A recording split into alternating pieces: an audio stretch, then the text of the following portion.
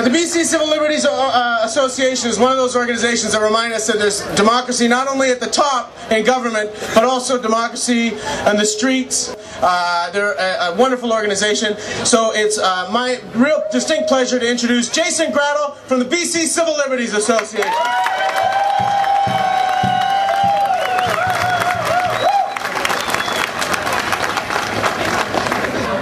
Almost 3 years ago, in February 2007, the BC Civil Liberties Association joined with Amnesty International to file a lawsuit. The lawsuit said that Canada, our Canada, was transferring prisoners of war in Afghanistan, knowing that the prisoners would face torture at the hands of their jailers.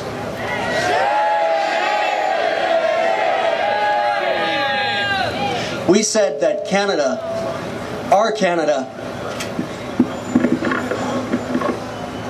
we don't torture! We shouldn't torture.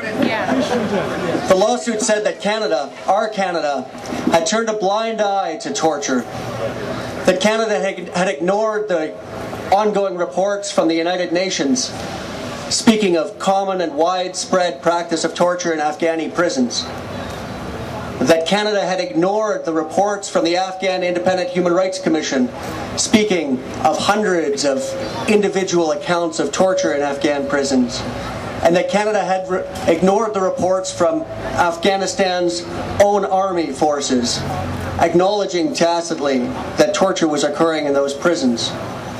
We filed the lawsuit because we believe in a Canada that does not engage in torture.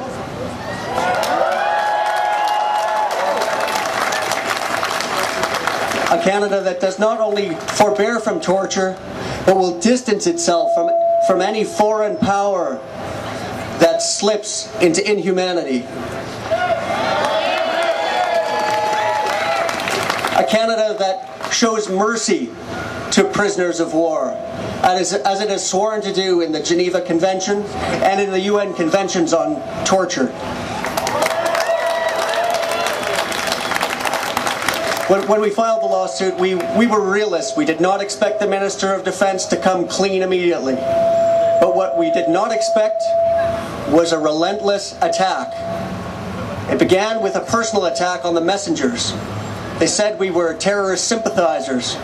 They said we were dupes of the Taliban. They said we were giving comfort to our enemies. And we can endure those personal attacks. What we can't endure is the ongoing attacks on the institutions of democracy.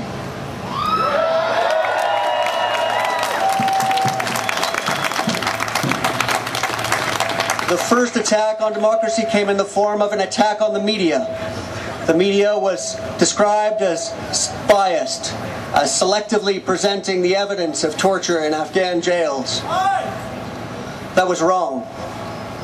The second attack came in the form of an attack on the independent judiciary. They argued in court that the judiciary has no business looking at the armed forces, that the rule of law does not apply to prisoners of war who are tortured as a result of the conduct of the representatives of the Canadian government abroad. They attacked the judiciary by hiding documents, not only behind the Canada Evidence Act, Section 38, claiming that the materials were covered by national security privilege, but also simply by hiding documents that were later released that obviously bear no relationship with national security. That was the second attack.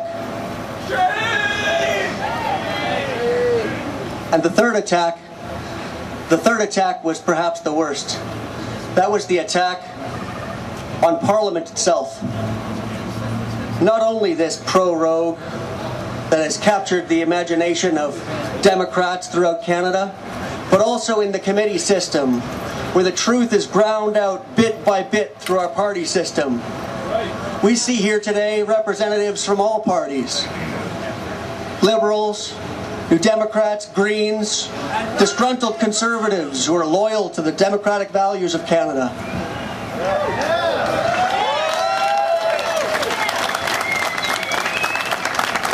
all of us know that when you attack the institutions of democracy, you attack the people of Canada.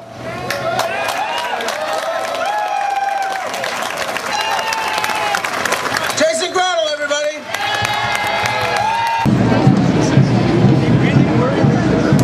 Jason Gratl regrets the abuses of our failing parliamentary system. If you are as upset as he is, now is your turn to poll your own opinion or initiative and find out how many other citizens agree with you. Let your vote be counted on the people's referendum.